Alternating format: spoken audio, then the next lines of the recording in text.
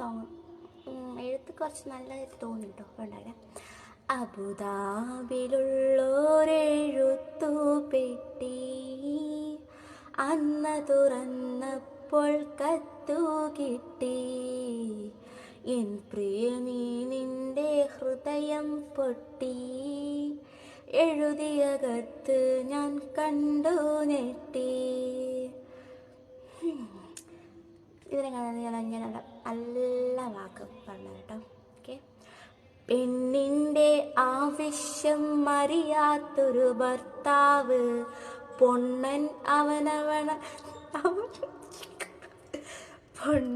അവനാണവളുടെ തെറ്റിൻ്റെ കർത്താവ്.